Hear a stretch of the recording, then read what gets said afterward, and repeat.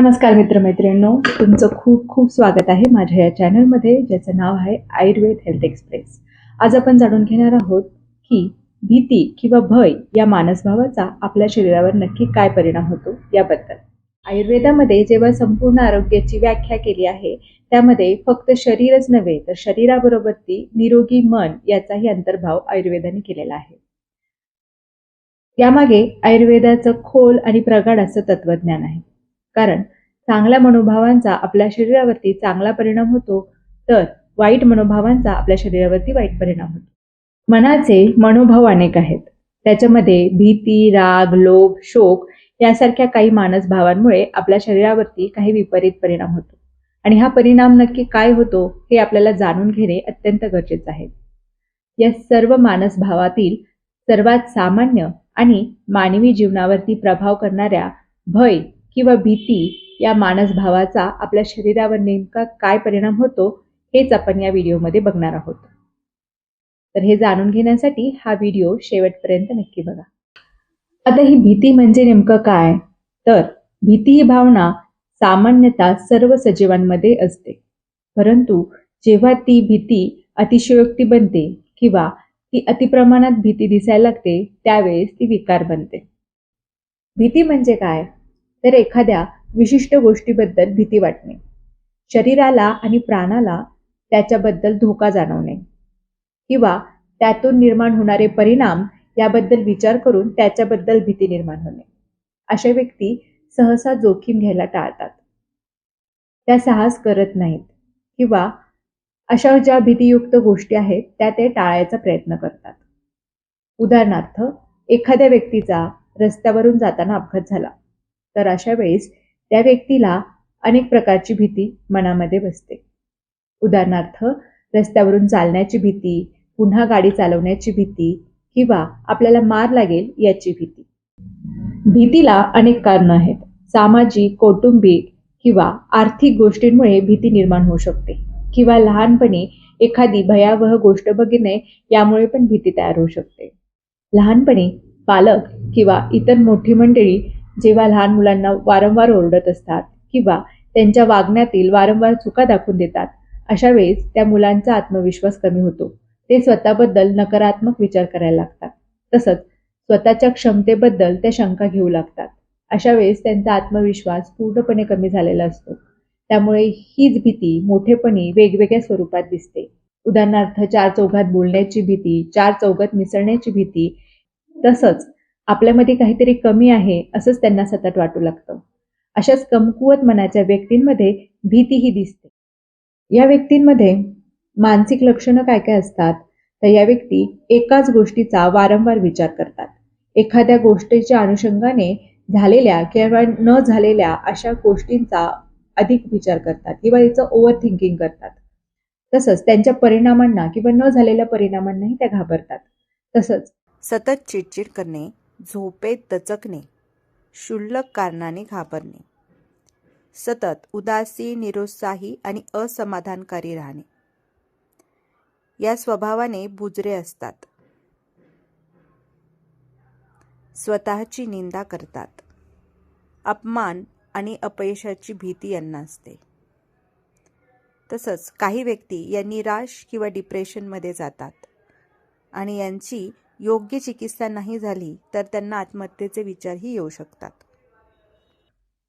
आता या भीतीचा आपल्या शरीरावरती काय परिणाम होतो हे आपण बघूयात. भीतीमुळे वातदोष बिघडतो आणि त्यामुळे शरीराला कोरडेपणा येतो. त्यामुळे शरीर निस्तेज बनतं. तसंच सांधेदुखी आणि सांध्यांचे विकार होतात. त्याचबरोबर स्नायूही कोरडे होतात.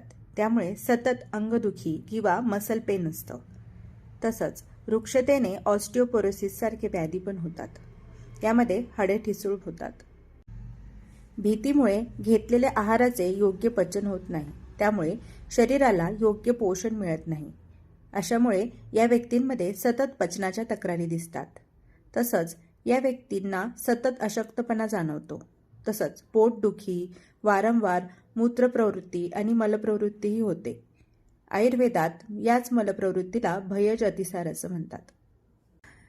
या व्यतिरिक्त इतर लक्षणांमध्ये सतत डोकेदुखी असणे, भीतीदायक गोष्टींनी ताप येणे, त्यानंतर अँक्झायटी असणे किंवा हृदयाची धडधड वाढणे, आपल्याला कोणता ना कोणता रोग झाला आहे असं या व्यक्तींना सतत वाटत राहतं.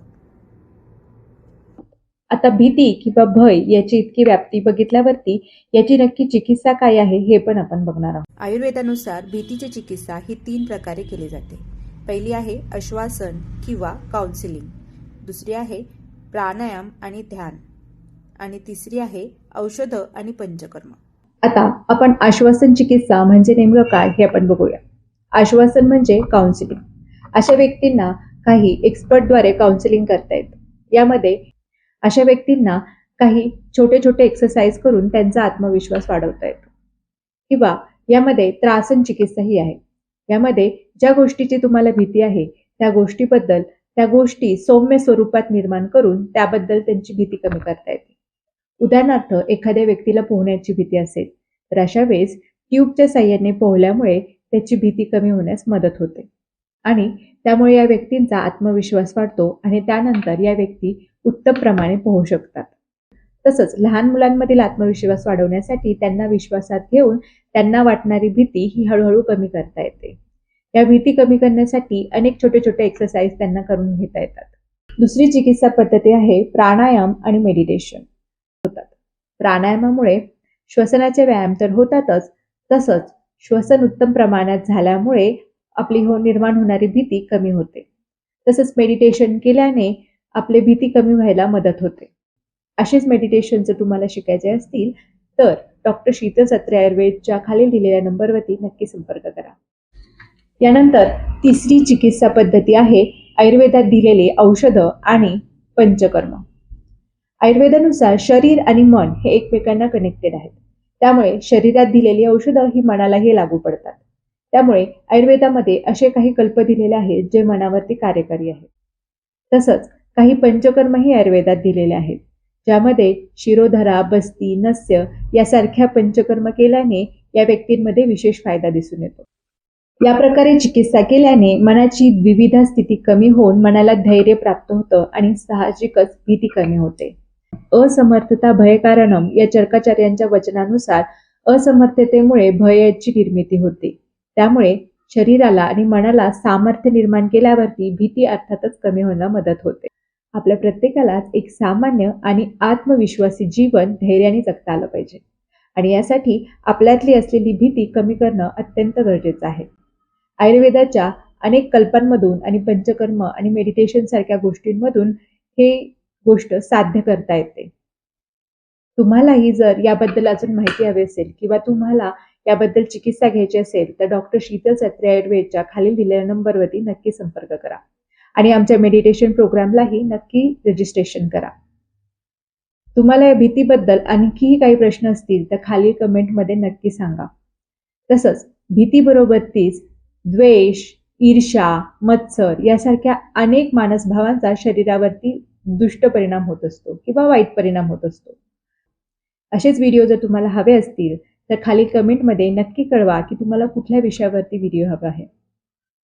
तर भेटूया अशाच एका पुढच्या व्हिडिओमध्ये. तोपर्यंत नमस्ते.